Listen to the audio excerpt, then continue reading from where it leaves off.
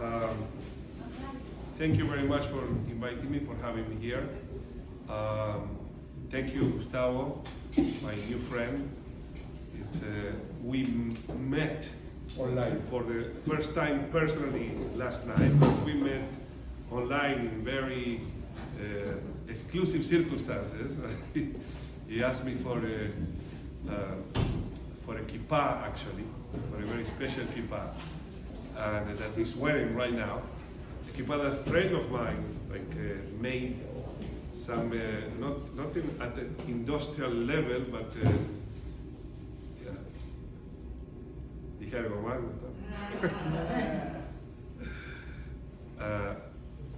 and this is how I met him.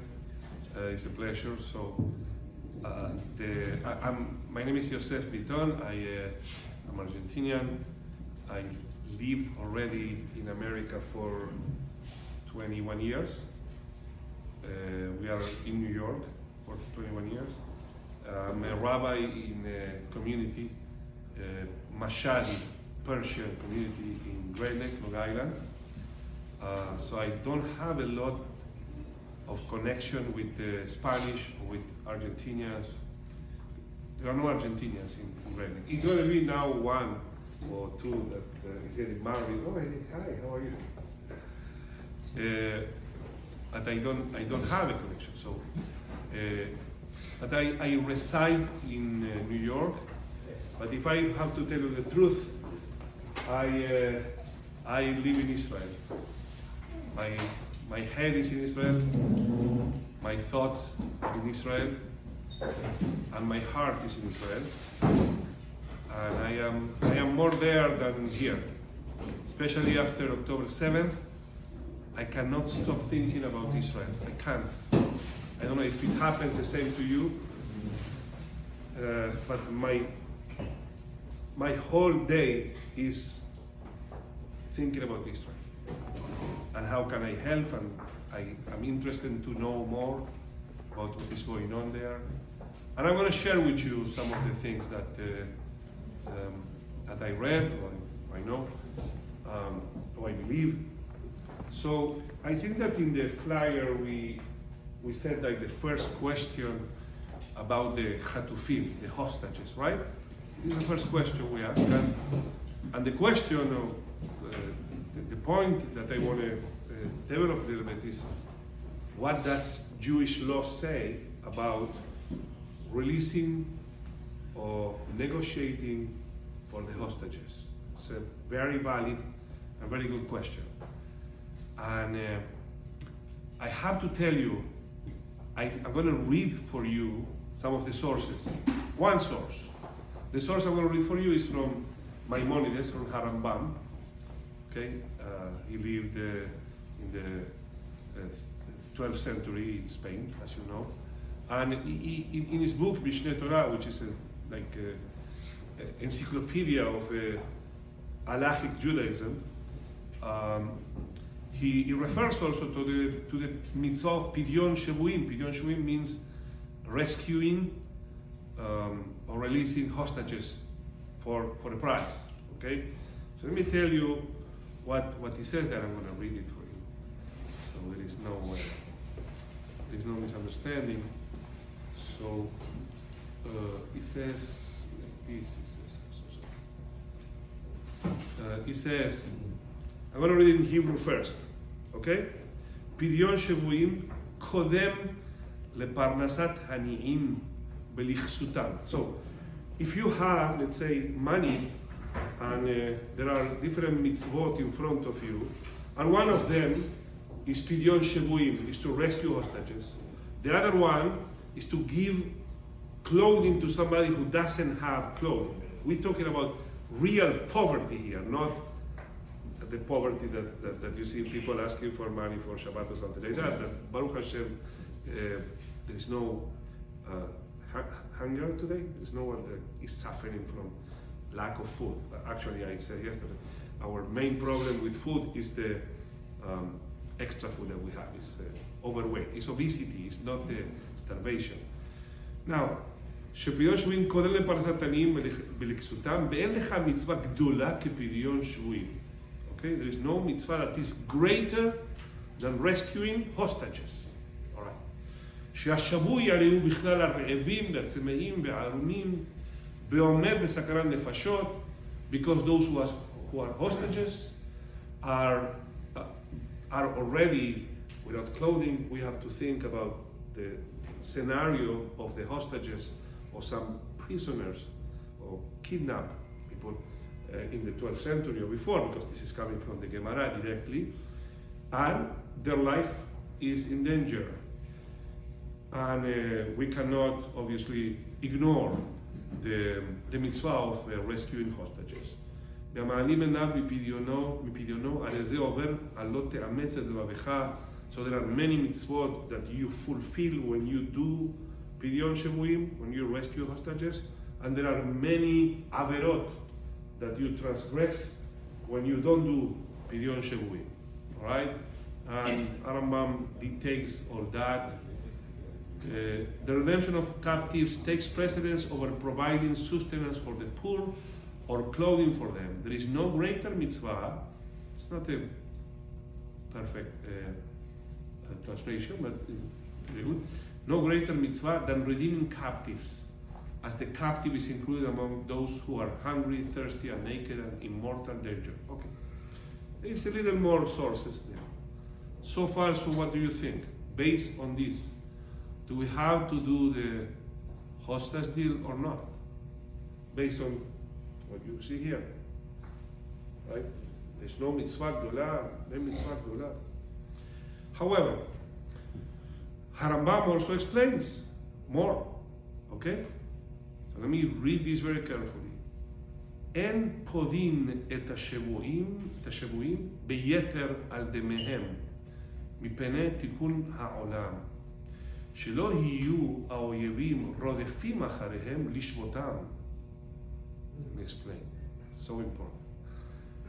The translation, captives should not be redeemed for more than their value to prevent harm to society, as doing so might encourage enemies to continue capturing individuals. Now it's a little bit of a disclaimer, of a caveat here, right?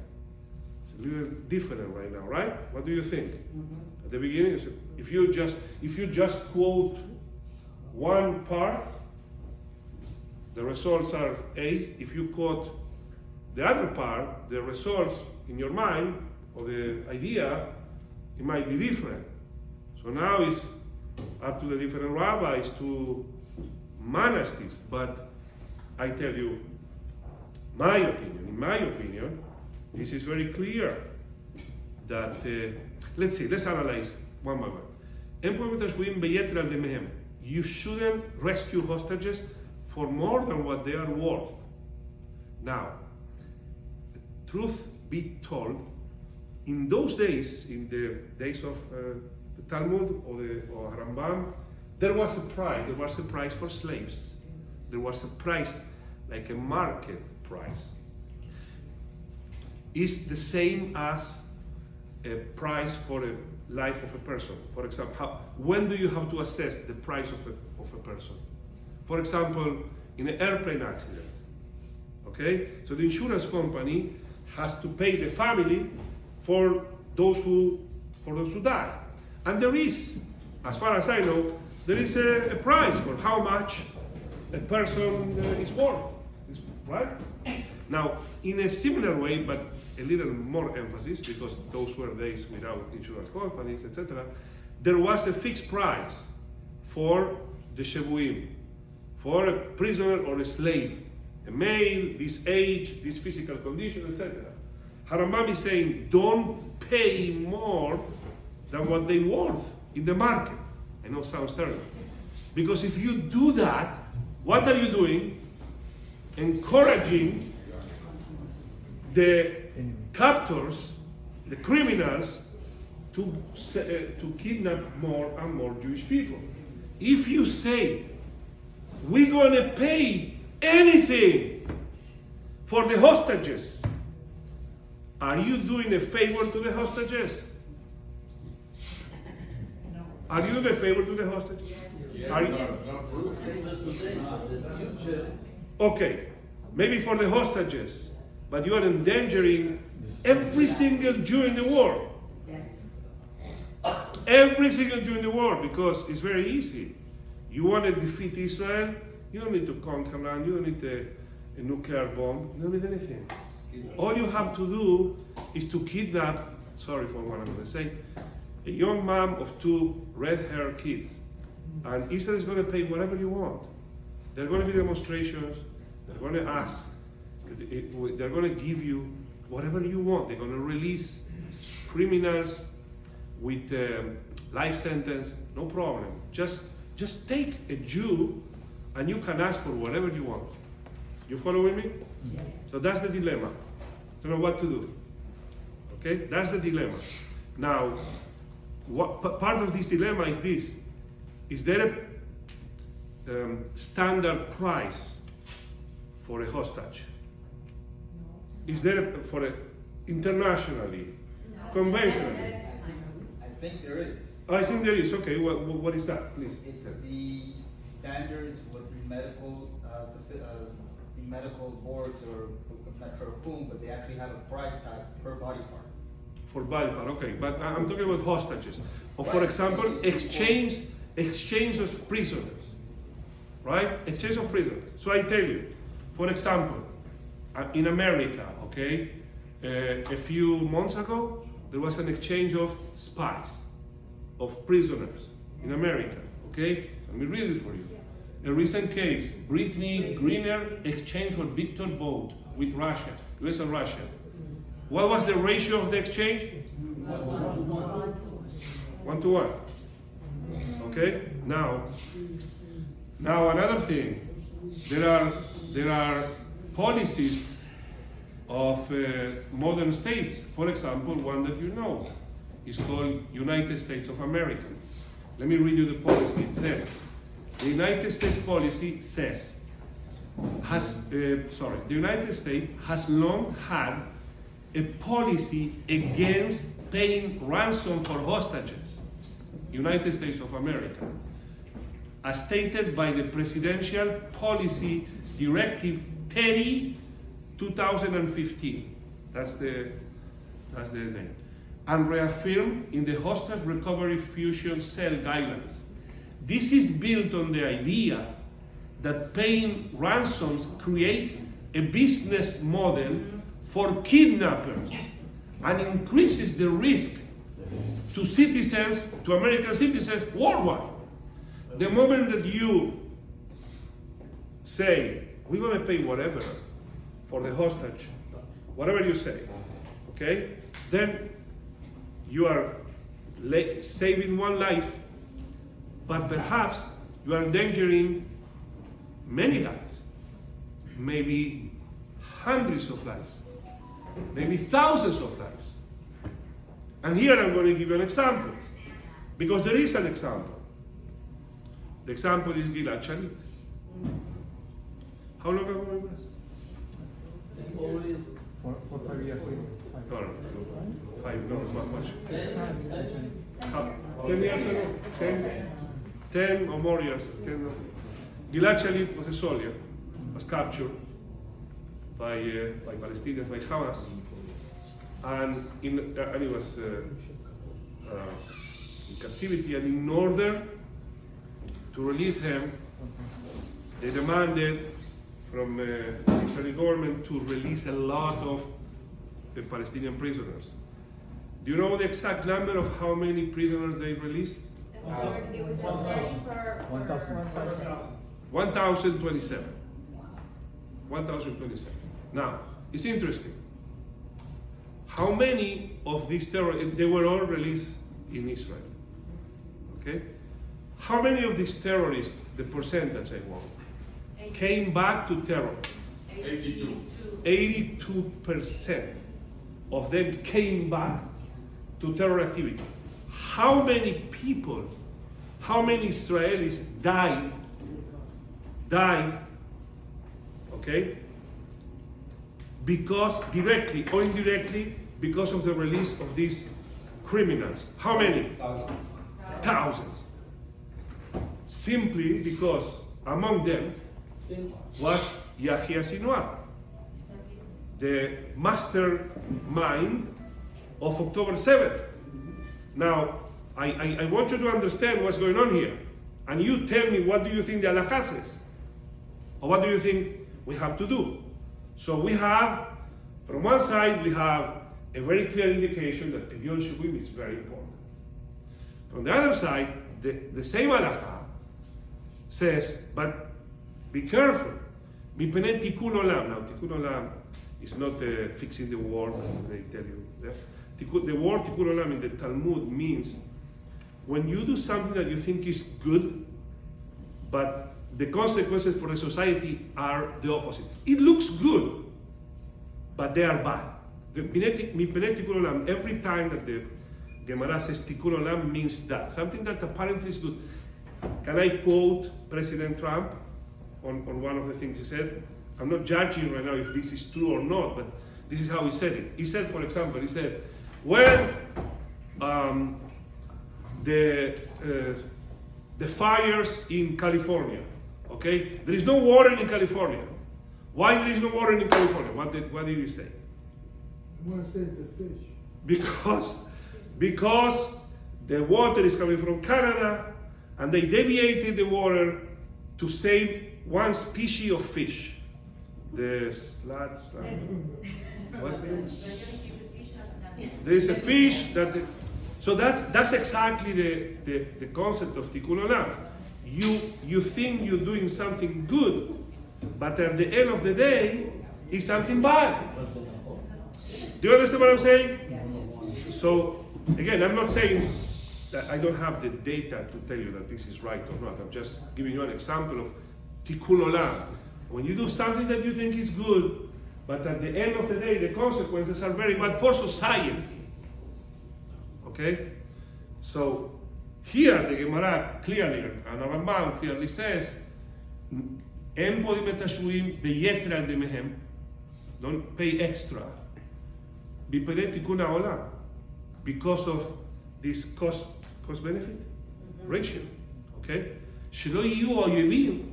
So the enemies, rodefim acharehem likotam. They are not going after them, after the Jews, and kidnapping them. Mind you, he's not talking about Israel. It's not Maimonides Israel in this time. But there were many kidnappers, pirates, especially pirates. They would take Jews, and they knew that a Jew is a valuable asset, because there will always be someone there to pay for it.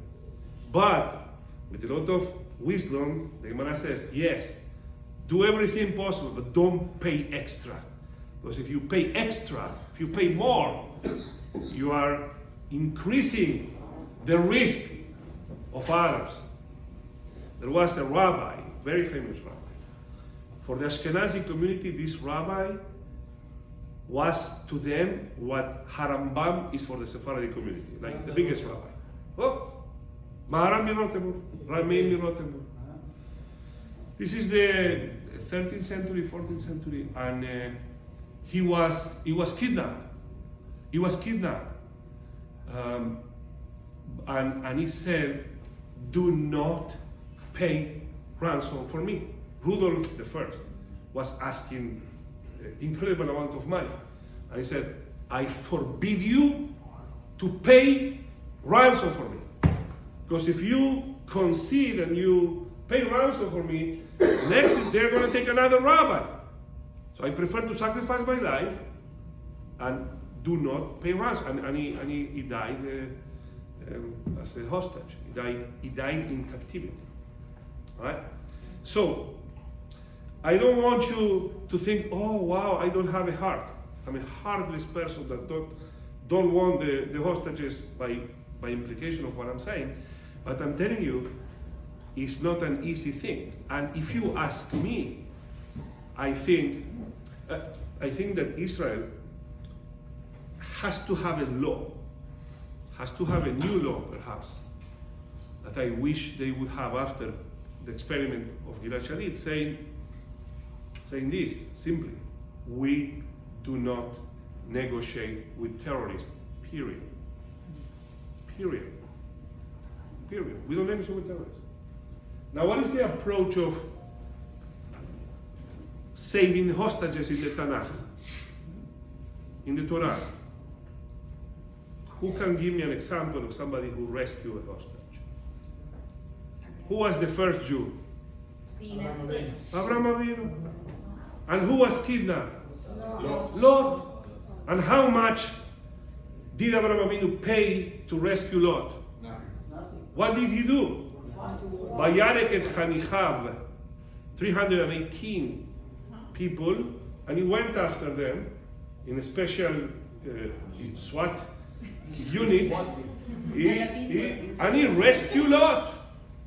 He endangered the lives, his life and the life of his people, but he did a military operation to rescue Lot. He didn't pay anything. There was a lady that was kidnapped also. Tina. Right? Dinah. Dinah was kidnapped by Shechem, by Hamor, the city of Shechem. And what happened? The brothers went What happened? How much did they pay for Dinah? Zero. No. They didn't pay anything. They even did it. They tricked them. They tricked the terrorists.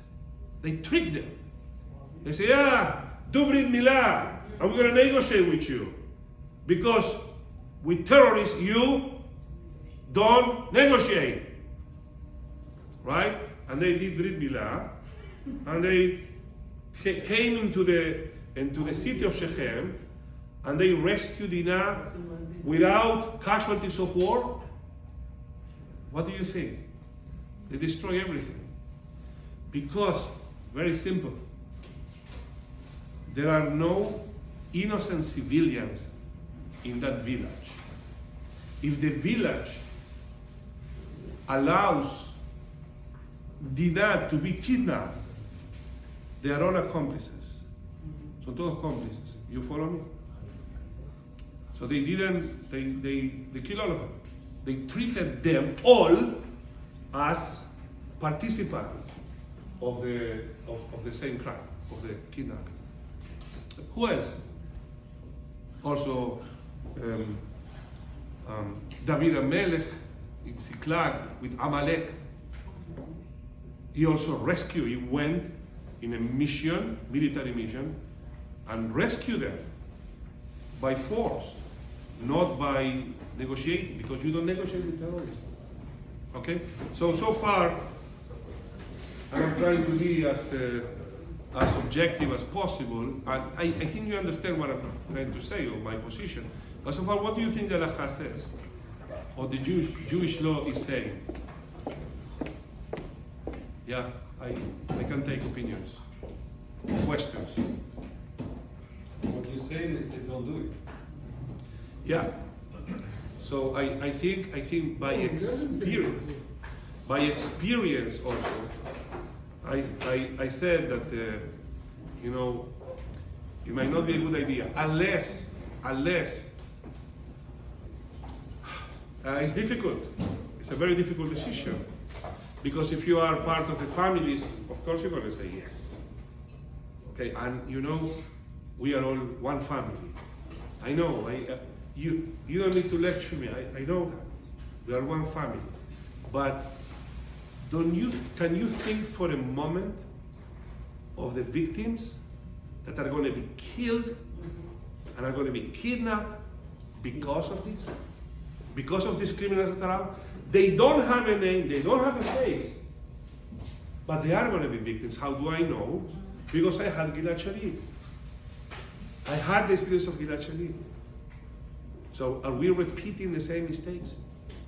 So I would say, if I would be, in charge of this, maybe, even if I say yes, etc., okay, against the political interest of a nation, here, America says that. International norms, while not codified in treaties, the principle of avoiding excessive exchanges to prevent abuse is considered part of customary international law. Okay? And pragmatic statecraft, it reflects the following. Number one, the responsibility to protect the citizens. You understand what I'm saying? If I exchange and I bring a criminal into Israel, I'm not protecting you. I'm not protecting you. I am failing my responsibility, my duty to protect you, my citizens. I know, say, oh, but what about those citizens? That's how it's presented here. A principle asserting that states must prevent harm to their citizens, including by not incentivizing future harm. The principle of proportionality in war, this discourages actions that would escalate or perpetuate conflict. Once I say no negotiation with terrorists, then that's it. Or for example, I could say, I know that this sounds utopian, and it's easy to say from here, but I say, okay, if you don't give me the hostages back by tomorrow, I will annex this part of the land of Gaza, 1 kilometer per day that you don't give it to me. Okay? Let's see what happens then. Because you need to know your enemy. Now, what we know about this enemy is that his hate for the Jews is not something conditional, it's a religious principle, and I'm not joking. It's a religious principle for them. I mean, you have to get into their mind, and it's very difficult if you are not religious yourself, because you understand principles. So, for example, they have certain religious principles about their land. So there is a land, it's called Ard el-Harb, then they have Ard al-Islam, and they have Ard al-Salam. If you don't know these three ideas of the Islamists, you don't understand anything about them. You think of them as Scandinavians, like people that you are thinking this has been the original sin. The conception in Hebrew, that they think of them that they want to enjoy prosperity. So the more we give them, the more privileges we give them, the more they will live with us in peace, and will leave us in peace. Shake it, yeah, I never shake it. Okay, let's give them money, silence for silence. Let's give them money, let's give them prosperity. Because every one of us, my wishes, my dreams are to raise a family in peace, to live in peace. If I project these dreams into them, I'm committing suicide. I have to understand my enemy. My enemy doesn't want prosperity. They had prosperity. They used these billions, it was trillions of dollars, that were aimed for infrastructure. They used it to build tons of war. What does it tell you about money? They use their money not to build hospitals or not to be prosperous. They use their money to build to buy weapons. This is what they want. Because for them it's a mitzvah that is beyond any material thing, is to recover Ard al-Islam. Ard al-Islam means this. Means a land, a piece of land that once was owned by Islam. And Israel is part of that. And all the time that the infidels are there, we are committing a sin. You understand? So we have to do whatever it takes to get those lands back. And not let the infidels, with one caveat. In Ard al-Islam, Jews could live, Jews and Christians, the people of the Bible, I'm telling you directly from Islam, they could live there, but they have to be dhimmis. Yeah.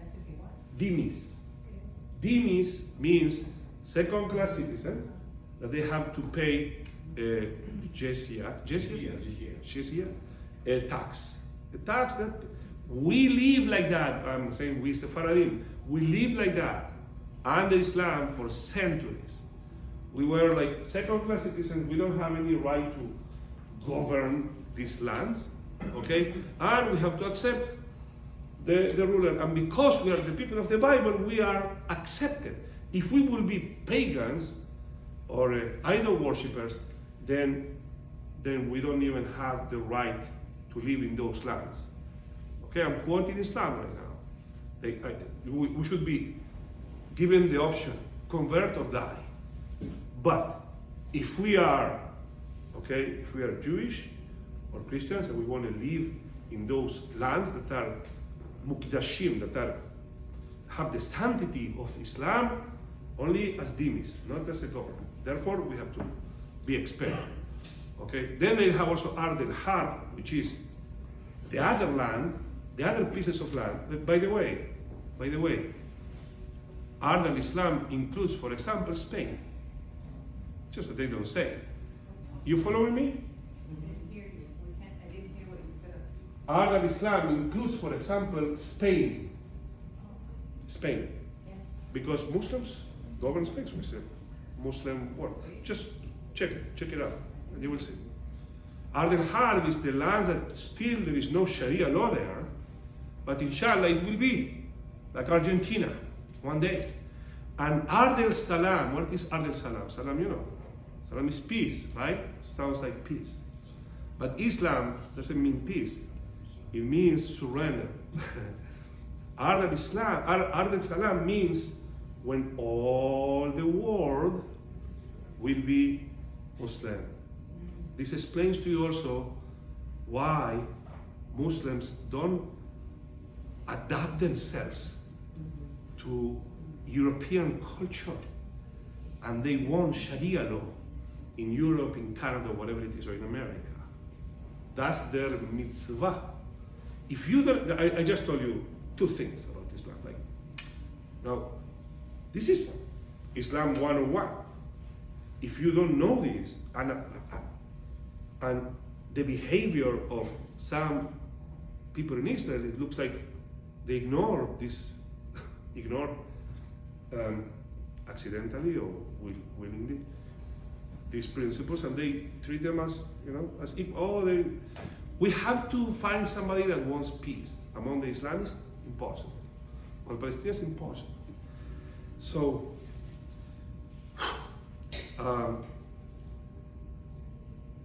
with that in mind, releasing prisoners, releasing criminals into Yehuda and Shomron, into Judea and Samaria, doesn't look like a good idea. So that's regarding the first question. I hope I was clear. Yes. I brought to you the halakha as per Rambam, and I brought to you my opinion also. Especially, I would say it's a little bit subjective in the sense of what does it mean to pay yeter al adamim, an excessive price. Okay, but that's what I think. Now, why this happened? I don't know. I would say that there are many different scenarios. Okay, let me tell you two scenarios: the optimistic scenario and the pessimistic scenario. Why this happened? Because I believe that Netanyahu is very smart, and I believe that Netanyahu has done great things for Israel after October 7th, especially. He has done incredible things. He has held himself against literally the rest of the world. The rest of the world. Okay? Like entering Rafah. Unbelievable. Like what he did in Lebanon. Unbelievable. Unreal what he did. Like when Biden said, don't. He did it anyways. I thought that, or when he released the hostages, he got the hostages released in November 2023, and then he said, I'm going to go back to war. I tell you, I didn't believe we will go back to war.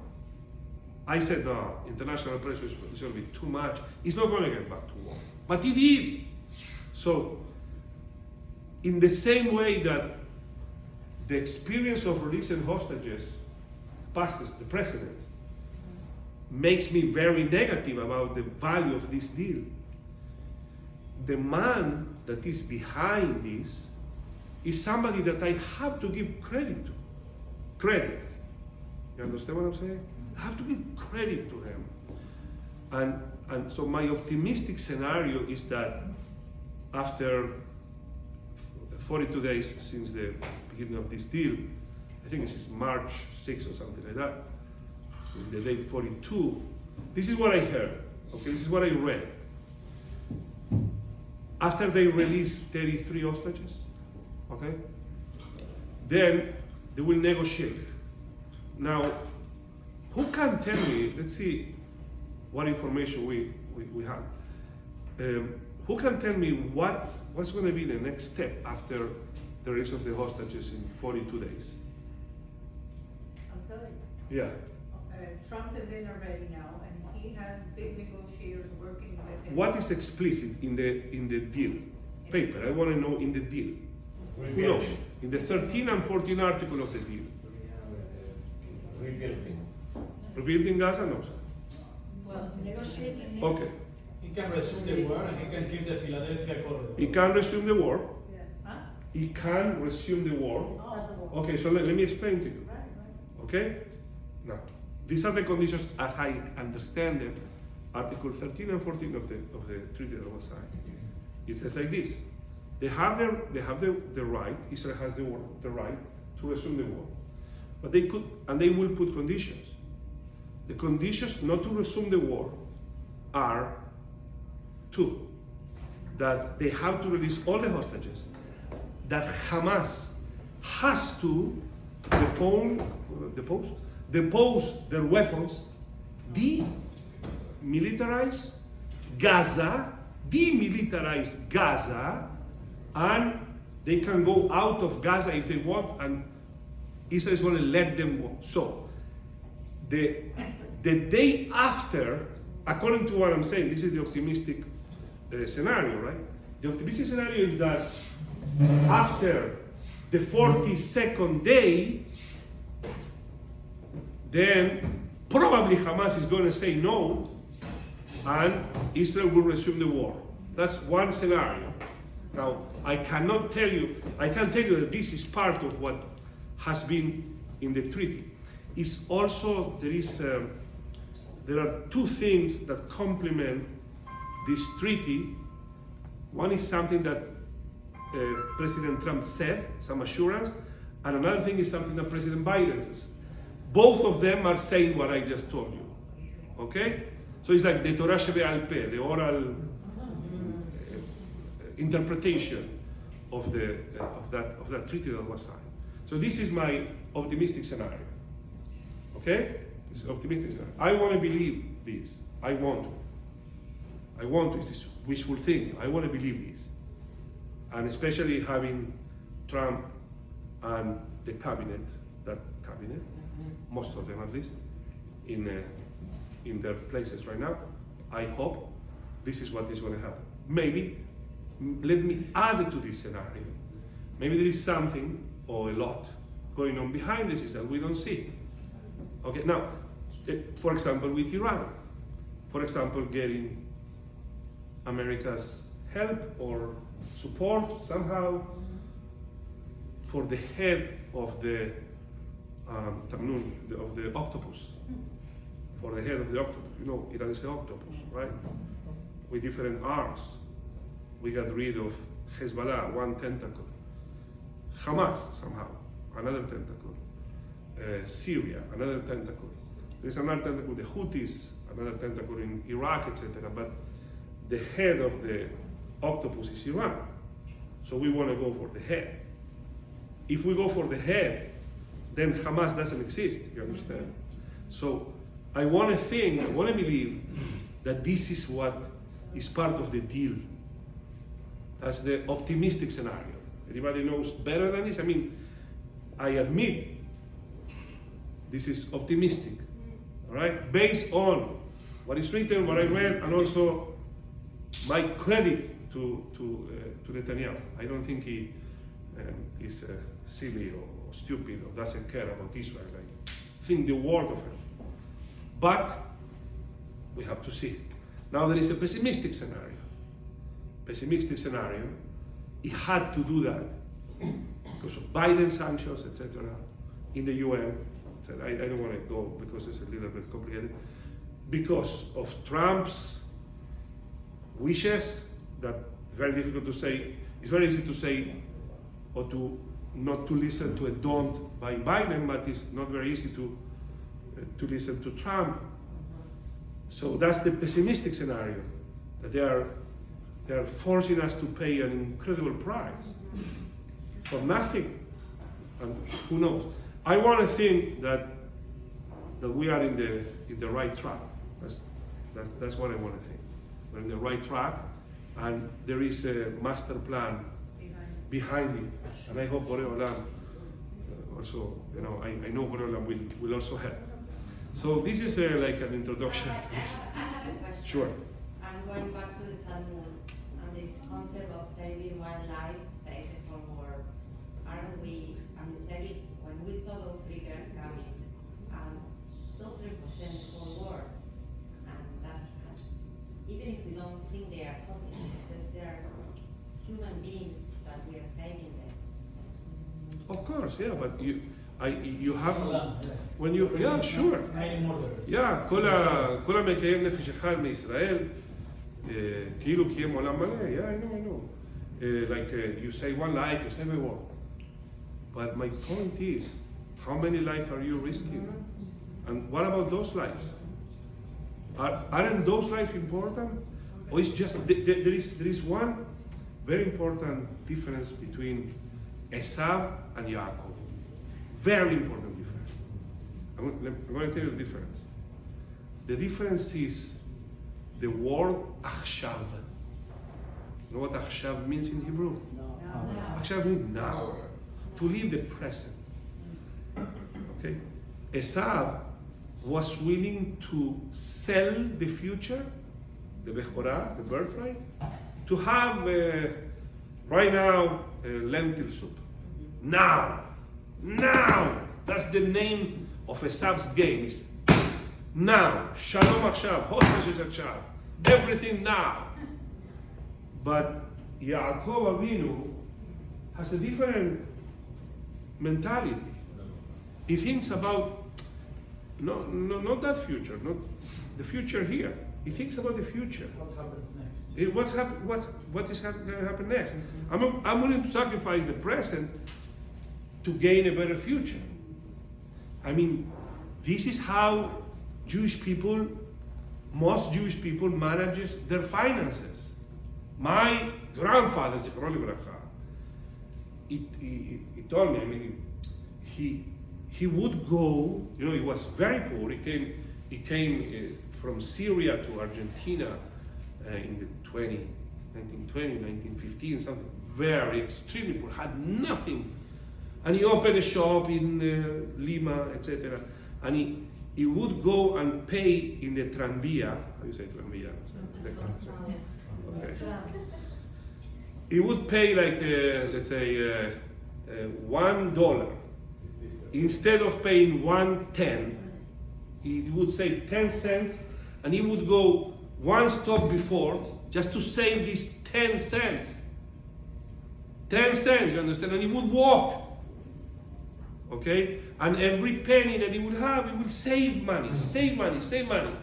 And he tells me, he bought this, he worked in that shop to someone that after 10 years or 15 years, he wasn't a Jew, he said he was drunk, and he accused my grandfather, you took my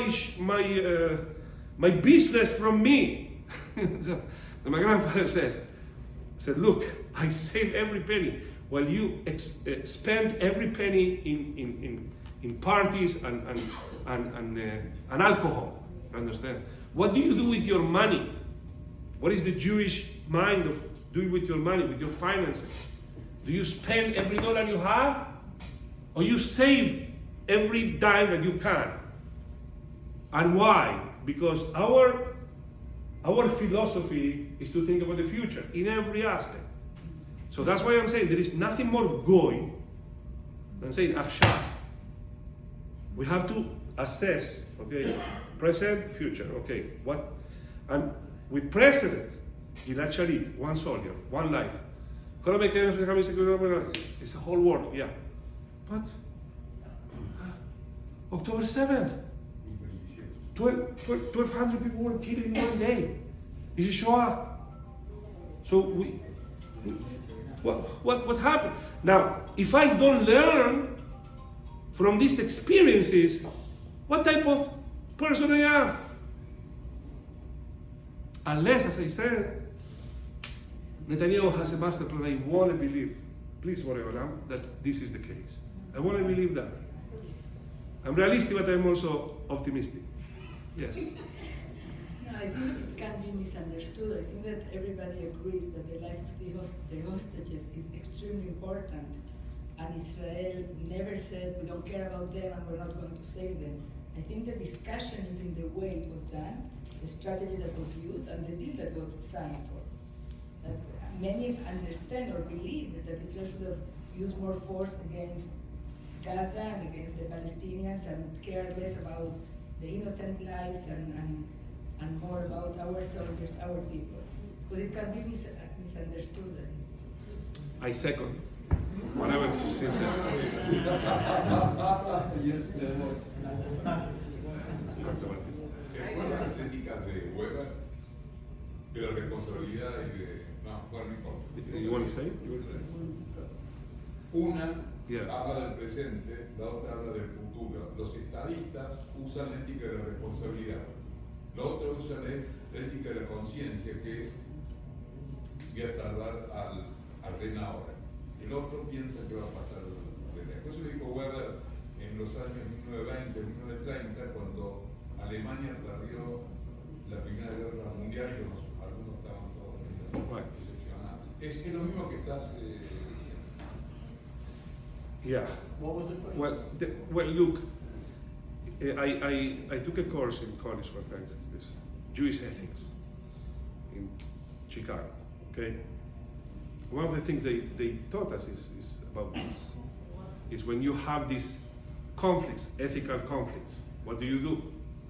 Okay, like if you have a missile coming here and it's going to kill 1,000 people, you can deviate the missile and kill just 100.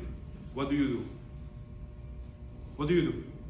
Deviate. Oh, really? You will kill 100 people? You know what? I'm going to tell you. Every one of them is a word.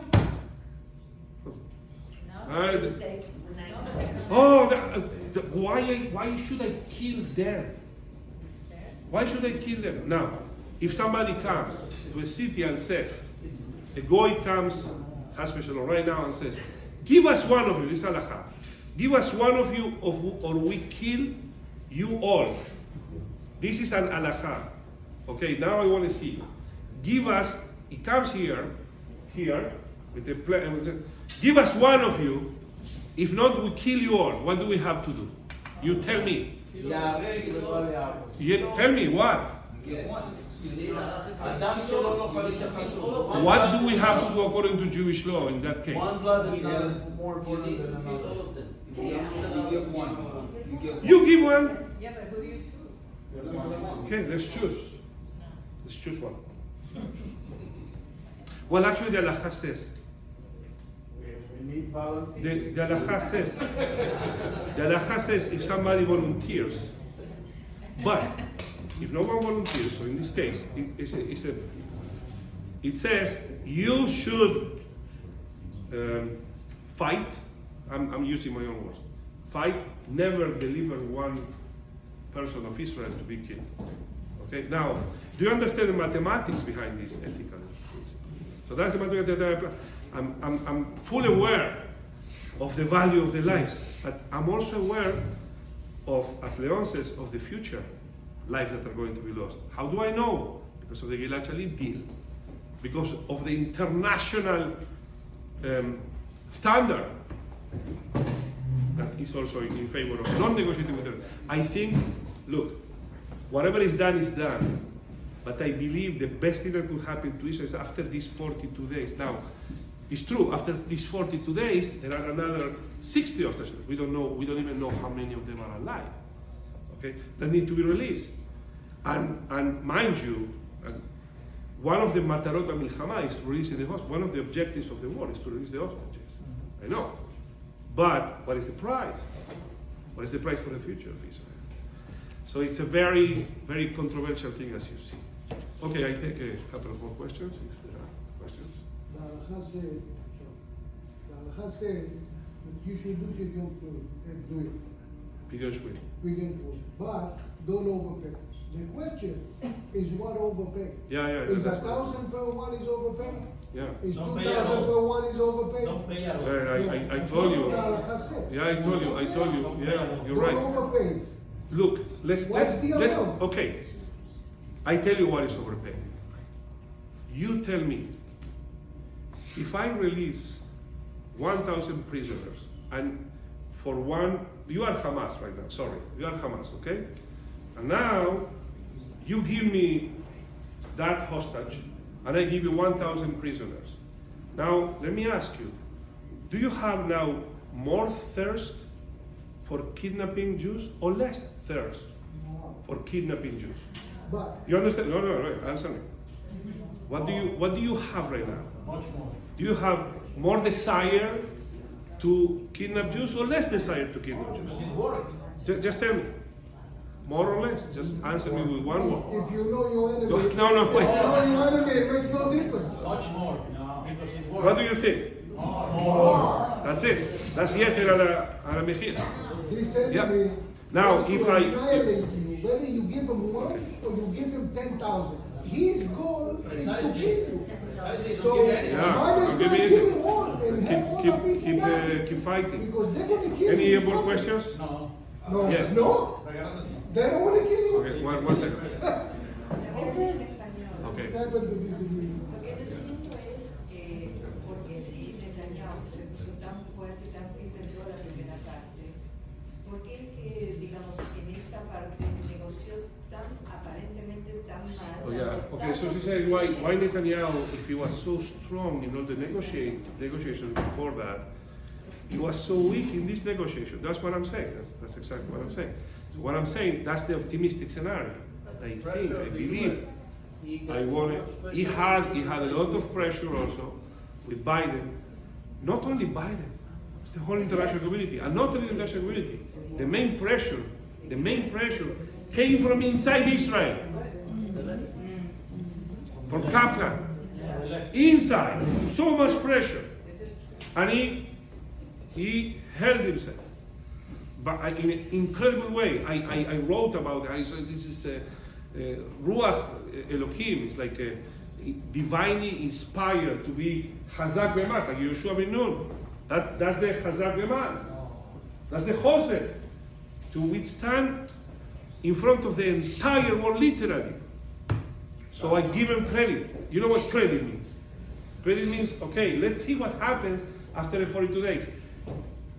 It may be very real that we will see in the next weeks or months some surprises.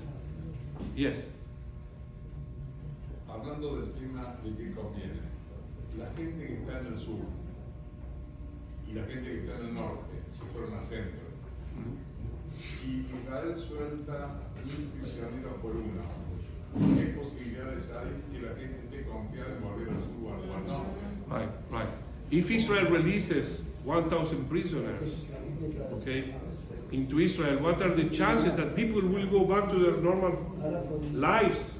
So that's complicated. I know it's a complicated scenario, very complicated. I think one of the possible solutions is to institute the death penalty to terrorists in Israel. Yes. Has been clearly suggested, and they put that in the freezer for time. Yes, Because if you they- eliminate that incentive, if they go to prison, they know they're going to be killed in a few days. 100%, That's it. They're not 100%. going to be waiting for the next negotiation to be released. Yes, I agree with that. I think that I think that there is something more powerful than death, which is taking land. For taking land, it's called in Arabic nahwa. Okay, I think taking land, annexing land is the worst thing that can happen for them. The worst thing that can happen. And this is what we have to do. This is the exchange. Either you release the hostage or I take the land. Yes.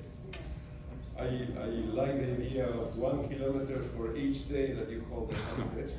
I do believe that Israel used a lot of weapons in all the fronts, and it needed the time to replenish. Now that Trump is in office, there was a lot of pressure from the administration, the previous administration, with the weapons, and I think that this is the time of reorganizing at the same time, trying to not go into the war without the sufficient ammunition or the sufficient Iron Dome. And they will probably break the treaty in the next week or so anyway. So eventually, this breathing time, I would say, will let Israel get stronger to go back stronger than ever. This is part of the optimistic scenario. Yes, porque el retiro es para los dos lados. Yes, but it's more for Israel, because Israel has a limited army and it's very, very tired, the army. And right now, something happened 2-3 days ago. The commander-in-chief of the army quit, resigned. I personally think that this is a blessing for Israel. As someone that lives in Israel with his mind and keeps himself informed, I think it's a blessing for Israel. And I hope that Netanyahu chooses this time a more effective commander-in-chief, less political and more subjected to the political army, political angle of Israel, force of Israel. This is one thing that happened. The second thing is, as you said, not only that Israel is getting more weapons, but I can give you some news. Israel is also producing their own weapons. It's starting to produce their own weapons. That's very important. Also, there are things that need to be changed in the judicial branch, which is, I believe, this is personally, I believe, this is the biggest problem Israel has, even compared to Iran. Believe me. To me, it's existential. It's not a small thing. We can fight against Iran, but against the judicial system, it's very difficult. Now there are some things going right now as we speak. Who is going to be the next? Because they don't elect the Shoftei Elyon, the Supreme Court. They don't elect it as they do here. Our representatives in America, they elect the judges. In Israel, they don't. The judges elect themselves. They're all on the same color, on the same party, the same political orientation. You know what I'm talking about? If you don't, it's okay. But that's how it is. They clone themselves. But here you choose the lower level, and then at the higher level, you take the ones from the lower level, and depending on who your governor is, it goes on. They choose the higher level. Who's So that? there's a mix. So county and circuit. Oh, you're talking here. Yes, Oh, okay, here. okay. Yeah, okay. But Over the there, Senate, different. The Senate Mm-hmm. is the one that chooses. The Knesset. No, here. No, the president. Here is the president, and the Senate has to authorize. If you don't have the majority of the Senate, there is no nomination of a judge. You know that. Correct. Okay? In Israel, it's not like that. Knesset does not choose the judges. Who does? I know it's crazy, and I could spend an hour explaining to you. I wrote about it. If you want, if you don't go to my halakha of the day in English, or my halakha, HALAJA.org in Spanish, and you will find it. I wrote extensively about it. They choose themselves. And I'm not joking, unfortunately. Unfortunately, I'm not joking. They choose themselves. So They do. I don't want to go into that because this is a different thing. I believe this is the biggest problem we have in Israel. Biggest. Because they encourage indirectly terrorism. They don't support not only the death penalty, but even destroying the houses of terrorists. All the deterrents, or expelling the families of the terrorists. Deterrents, you know what deterrents? Yes. Cosas que pueden disuadir al It deters from people. terrorismo. They don't do it because of their ideology. They don't represent the demographic of Israel. They do not represent the demographic of Israel. How many Sephardim are there? How many Sephardim are in Israel? How many Sephardim are in Israel? In Israel. Give or take. 20%? 10, 40, 50? Over 50. How many Sephardim are in the Supreme Court? How many right-wing, conservative, but in conservative in the American sense, are in the Supreme Court? Sorry. Oh, and wow, we are like the right has 68 right now seats in the Knesset of 120, and there is 0, and the Supreme Court of Israel can override everything that the Knesset says. The Knesset has zero authority to issue new laws. And if you don't believe me, I don't blame you. If I will be sitting there, I won't believe it. In my opinion, it's the most corrupt judicial system in the entire world. In a democracy. But please don't believe me. Just find out by yourself. I have a question over here. How can you change? Sorry. How can you change it? How can you change? That's the most difficult There's a question task. up there, Rabbi. Yes. What is your opinion on mystical influences on the scenario? Are there any political leaders using the Kubalim to do actual rituals on the effect? Mysticism by nature is a secret dimension. So I don't know. It's a very private thing. So I don't know. I don't know anyone that publicly uses that. But who knows? Ronald Reagan and his wife, I think they used to go to an astrologist or something like that. So and nobody knew. So who goes to a Mekubal and to which Mekubal they go? I have no idea. I pass. I don't know. Before big operation is barely going, we grab it and ask. Good. Good. I know Bibi is very into it. Okay, but that's not something I can give an opinion about. I really don't know. Okay, last question. Right over there. Hey, she's from my community. You got very lucky tonight to have one of the most important rabbis of New York with us. Thank you so much for coming, Rabbi. So I came a little late, I'm sorry, but I wanted to know, will you address the questions that were on the flyer? Are we now in Messianic times or not? If you can address that. I think we are in the same time. I think we are. I think we are. I think to begin with, if you read, look, I cannot hide that I'm a Maimonides fan. Okay? So if you read Maimonides, you will see that many of the things that we never thought that will happen, and Maimonides said, this will happen in Messianic times, are happening right now.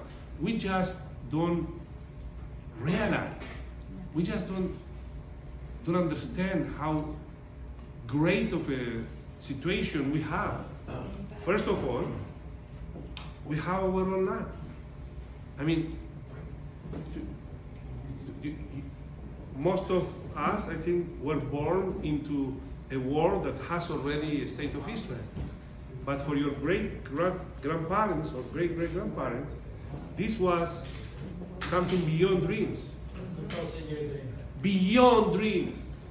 You just read all the Piyutim of Sephardim, Syria, Morocco, all the Bakashot, all of them, they have one subject, all of them. Tell me any piyut and I will show you. What is the subject? Geulah. Redemption. They are dreaming like crazy. Persians also. What is Shelach Goel, right? All of them, Habibi, whatever the Rodi Kramen, all of them, Geulah, a dream impossible, inalcanzable, unreachable dream. Unreachable dream. And we have it. This is not messianic enough for you, like to begin with. And now we are in a very, very critical situation right now. A good one. What I didn't tell you, I'm going to finish at 9. It's okay? Yes. Yeah, I don't want to. No, yeah. Just one more thing I want to tell you. I want to tell you good things about Israel. Good things. Economy is booming. Ladies and gentlemen, economy is booming. You look at me like in disbelief, right? Economy at the macro level is booming in Israel. Can I demonstrate it to you? How much is the dollar-shekel ratio right now? It's in time of war. Look at Turkey, look at Syria, look at Iran. What is the ratio? 3.8, I think less. Right. The shekel is going up. Shekel is going up. Since October 7th, how much the prices of real estate in Israel went down? It went up. Please tell me. It went super. How much they went down? No. It went up. What does it tell you?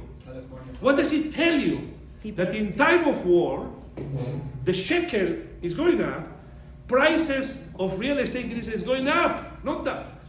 Up! What does it tell you? Does Israel have natural resources? No. No. Only gas. Israel is the richest country in the Middle East in natural gas. Now, I'm going to tell you something that, again, if you don't believe me, it's okay. I can direct you to where to look at it. Who is billions of dollars? We talk about billions of dollars. Who is our customer number one of gas? Just give me a name. Who said that? Our customer number one of gas is Egypt. Egypt has a complete dependence, energy dependency on Israel. If Israel, it happened a few months ago, they stopped for something. The gas, Egypt was paralyzed for 2 days. I read today, I have it here, I read today an article on this. I want to finish with a good thing that said something incredible. Let me just share it with you here. Brit Ben Yeribim, what I have here. 1 second. כך מצרים בפועל מממנת את המלחמה שלנו. Translate for me. This is how Egypt subsidizing is funding our war. Yes. The revenues that Israel has, this is from January 23rd, 2025. The revenues that Israel has from Egypt, from the gas, is covering, is funding the money you need for the war. Now, for some reason, this is the number one news that you all need to know, and we don't know this news. The good things, they are forgotten. I think the future for Israel is absolutely bright. An economy always tells you that, right? Think where the intention is. When you see a place where real estate is going down, and you say, oh, not a good. Right now, if you want to buy in Europe, in Germany, what is the, what is it? No GDP, lo que entra, lo que entra por persona, ¿cómo se dice? Per cápita, ¿cómo se llama eso? Per capita. Ingreso per cápita. The income per capita, the amount of money. Okay. No. Okay. That That is how much money a person average gets a year. Where is Israel regarding Europe? Higher than Germany. Where is? Higher than France. Did you hear that? Can you repeat it? It's higher than Germany and France. Huh? Higher than Germany and France. The economy is booming, and we are in war. You understand? So things are not that bad. You talking about messianic? Isn't that messianic? The most threatened country in the world, with wars, condemned all the time in the UN, surrounded by enemies, is doing better than Germany and France financially. And the reserves that Israel has in foreign currency is higher than Spain and England together. Whoa. Do you see, you asked about the Mashiach, Anita? Do you see the Mashiach? Do you see everything, the ground for, if we will like, I don't know, país bananero, no sé si es. Third world country. Yeah, Banana Republic. Israel should be a banana republic. Should be the poorest country in the world. Real estate should be the cheapest in the world because it's war everywhere, it's threatened by everyone, and the future is grim. What does it tell you? So yeah, it's going to take a little more. Have to have patience. But the Messianic times, which is the basic for the Mashiach, is happening. We just we have our eyes open, but we don't see. Yes. Well, yes, but there are signals of the Messianic time because we have the fires in California, we have the snow on the beach of Pensacola, we have the floods, we have the storms in North Carolina, the floods in Europe and Spain. I mean, there are well, at least we don't have cold weather in Miami. At least that.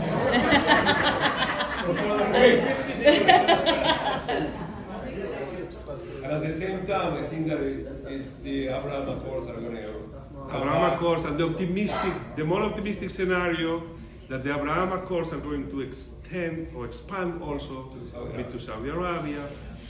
I don't know if you remember Netanyahu's speech in the UN. He had two maps. Do you remember those two maps?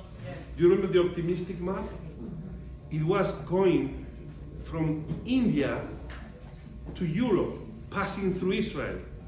That's the new trend. That's the new something that will avoid going in the what's it called? That Gulf where Yemen is and the Houthis are going all that the Persian Gulf, avoiding that, avoiding crossing through Egypt, and going from Emirates, from India to Emirates, from Emirates to Saudi Arabia to Jordan, Jordan to Israel, from Israel to rest of Europe. This is Netanyahu's vision as per the UN speech. Now, check, for example, TrackNet. Check in your phone, TrackNet, and see a company in Israel that you should invest in.